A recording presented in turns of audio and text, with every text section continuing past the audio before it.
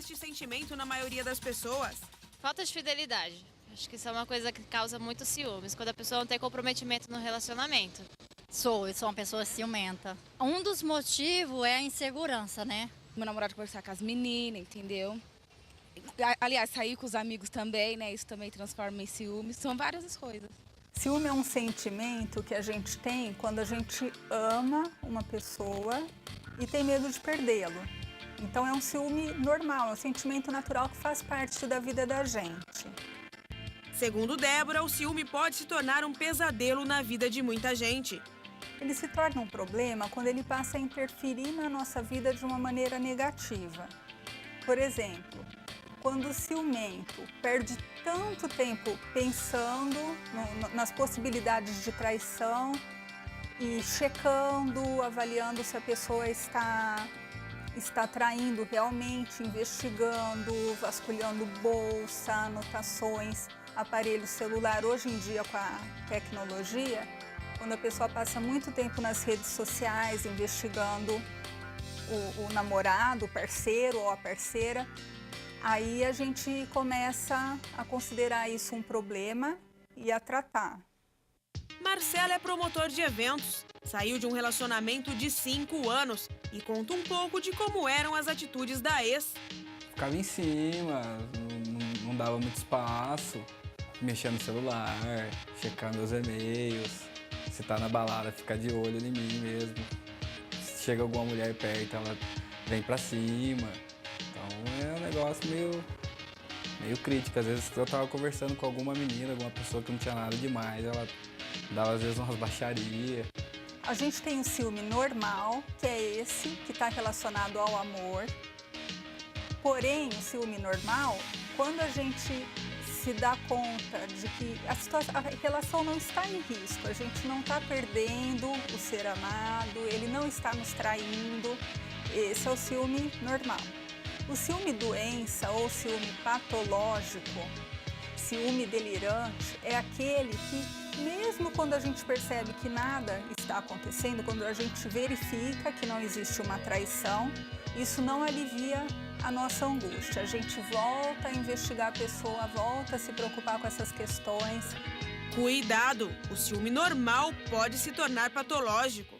Algumas pessoas sem uma história anterior de ciúme patológico, elas podem de repente se envolver numa relação que por alguma situação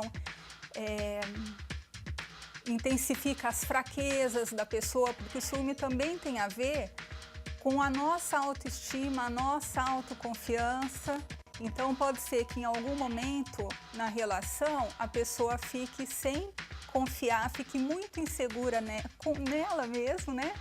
E passe a desenvolver um ciúme com característica de doença, que é aquele que interfere no nosso dia a dia. Hoje Marcelo fala sobre o relacionamento com bom humor, mas já passou por situações bem complicadas. Eu tava conversando com uma pessoa e a gente nem tava tendo mais nada, cada um vivendo a sua vida. Aí tava num evento e ela viu eu conversando com a pessoa, acho que ela ficou enciumada e eu senti um tabefe pelas costas.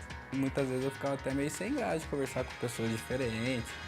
Quando eu pergunto se um pouco de ciúmes faz bem... Muito bem.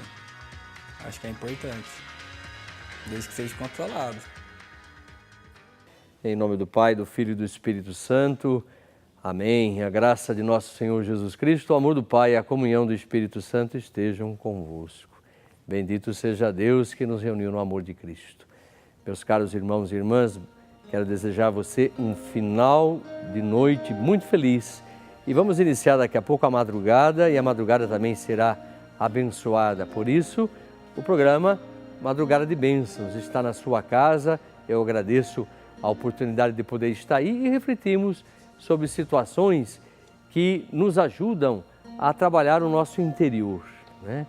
Hoje o tema é ciúme, nós vimos um VT muito importante, quero comentar sobre ele, mas pela palavra eu quero refletir com vocês. O que é que a palavra nos diz hoje com relação a esse tema? Eu quero pegar esse capítulo 13 da carta de Paulo aos Romanos, no versículo 8 e seguintes, e diz o seguinte: Irmãos, não fiquem devendo nada a ninguém, A única dívida que vocês devem ter é de amar uns aos outros. Quem ama os outros está obedecendo à lei. Os seguintes mandamentos: não cometa adultério, não mate, não roube, não cobice. Esses e ainda outros mais são resumidos num mandamento só: ame os outros como você ama a você mesmo. Ame os outros como você ama a você mesmo. Quem ama os outros não faz mal a eles. Portanto, amar é obedecer a toda a lei. A noite está terminando e o dia vem chegando, por isso paremos de fazer o que pertence à escuridão e peguemos as armas espirituais para lutar na luz.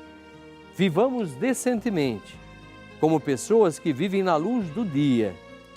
Nada de farras ou bebedeiras, nem imoralidade ou indecência, nem brigas ou ciúme, mas tenham as qualidades que o Senhor Jesus tem e não procurem satisfazer os maus desejos da natureza humana de vocês.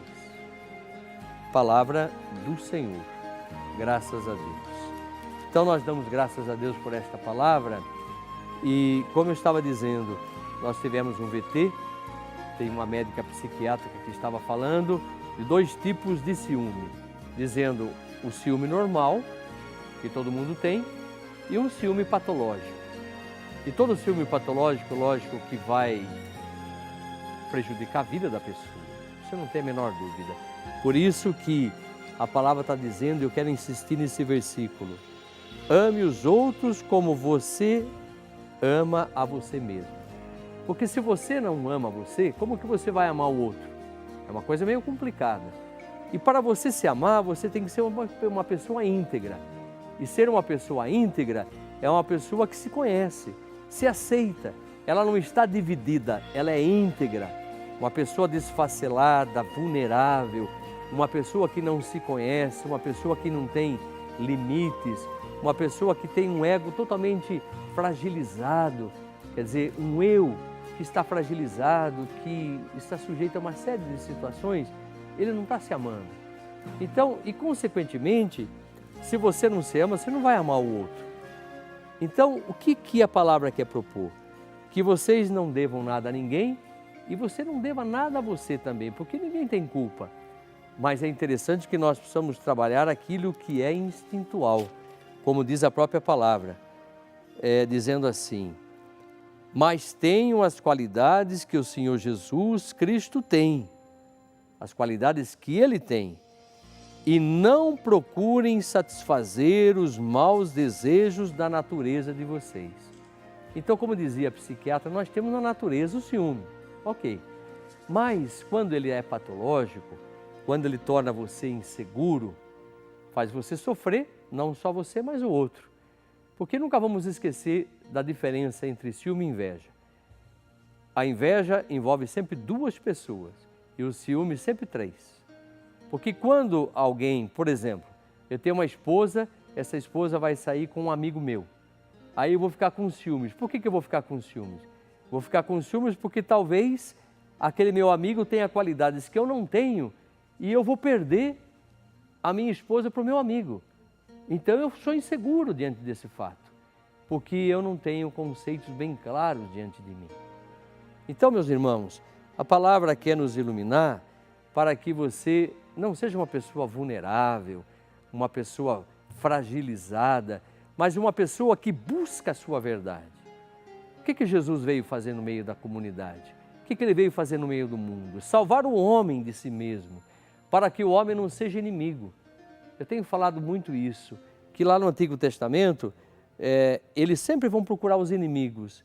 Inimigos que são povos vizinhos, povos que destroem e assim por diante. E Jesus vai mostrar que a gente não tem inimigo. Fazer uma leitura novamente do Antigo Testamento, para fazer uma leitura nova dizendo: você não tem inimigo, ame os vossos inimigos. Porque você não tem inimigo. Agora, você pode ser um inimigo de você mesmo, se você não compreende a dimensão profunda da palavra.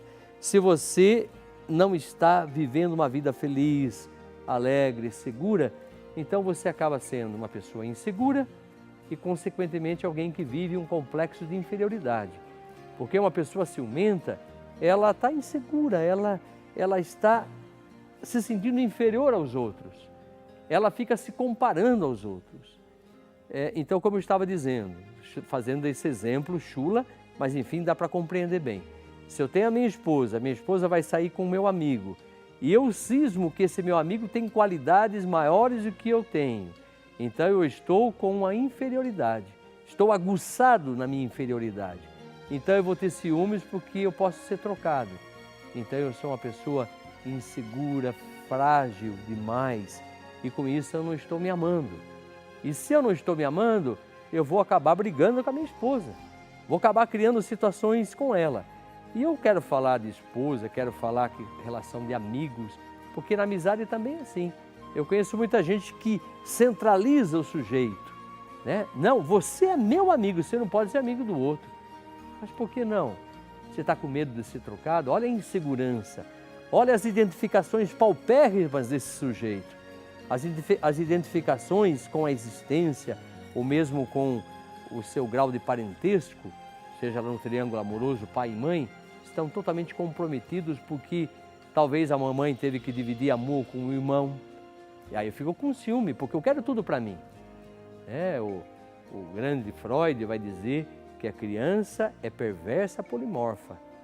Então precisa ser trabalhada com carinho. Lógico que eu estou falando isso enquanto constituição psíquica daquela criança. Lógico que a criança, ela está aí para aprender, ela está aí para assimilar situações novas. Eu gosto muito do Piaget nesse processo educativo, porque ele fala que a gente vem assimilado com alguma série de situações, né? A assimilação é quando você tem uma herança filogenética, você já vem com uma carga que você traz. Aí você começa a fazer uma nova acomodação de conhecimentos, você está no meio da família, você vai para a escola, você começa a acomodar conhecimentos. E aí você se adapta ao mundo, se adapta no meio da família, no meio dos amigos. E quem consegue se adaptar é uma pessoa inteligente.